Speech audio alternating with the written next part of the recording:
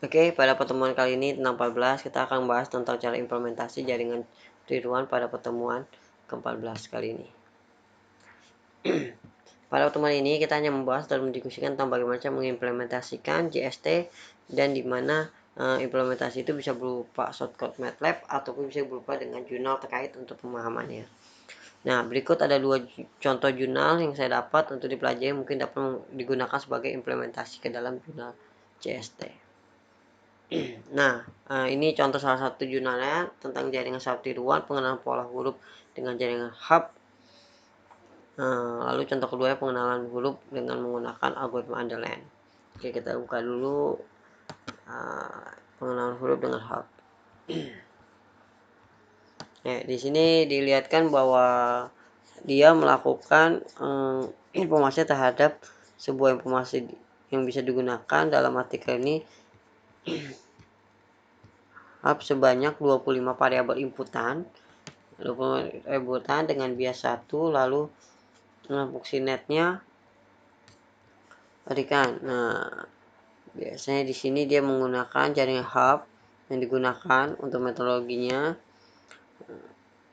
Ini untuk pengenalannya, buatnya biasanya di kesimpulannya. Nah, dari penelitian dia bahwa menyatakan bahwa jaringan saraf tiruan menggunakan metode hub terbukti mampu mengenai pola yang sudah terbentuk di jaringan. Jika learning base-nya tidak diupdate dengan pengetahuan pola, maka dites, maka untuk hasil dari tesnya tersebut pola yang akan datang bisa juga disimpulkan bahwa kemiripan dalam pola tersebut sehingga mengakibatkan ketidakakuratan yang lebih persepsi, maka perlu pengembangan lebih lanjut lagi. Berarti dari hub ini perlu pengembangan lagi bisa menggunakan metode lain. Ini salah satu contoh jurnal hub di dalam JST. Lalu tentang penggunaan jurnal algoritma underline juga ada. Ini tentang metode preparation hub. Nah, ini underline. Nah, di sini pengenalan pola huruf. Dia coba mengenal pola huruf dengan mengadopsi atau menggunakan algoritma underline. Ini matriksnya, dia buat istilah metrik bipolar dan binernya.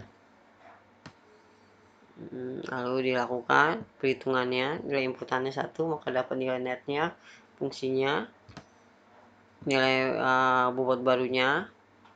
Nah, terus dilihat di sini kemampuannya dapat mengenali, maka dapat simpulkan bahwa Anda ini mengenali pola P dengan alfa 0,2 dengan batas toleransi 0, dengan target.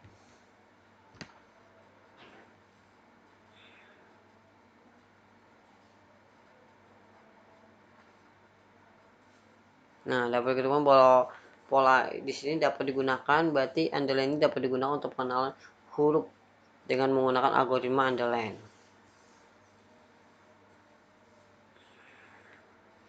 Ya, kita lihat kesimpulannya. Yang pertama, semakin kecil nilai apanya digunakan dalam pelatihan underline pengguna huruf pola. Nah, pola maka semakin kecil pula jumlah apple yang dihasilkan dan sehingga lebih cepat dikenali.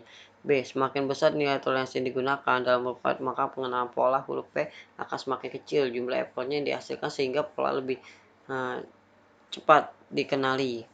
Efektif pengenalan pola P. Jika menggunakan fungsi antisipasi bipolar, maka ketika nilai lebih besar, maka bahan aweta toleransi akan menjadi acuan sebagai dasar. Inilah contoh jurnalnya.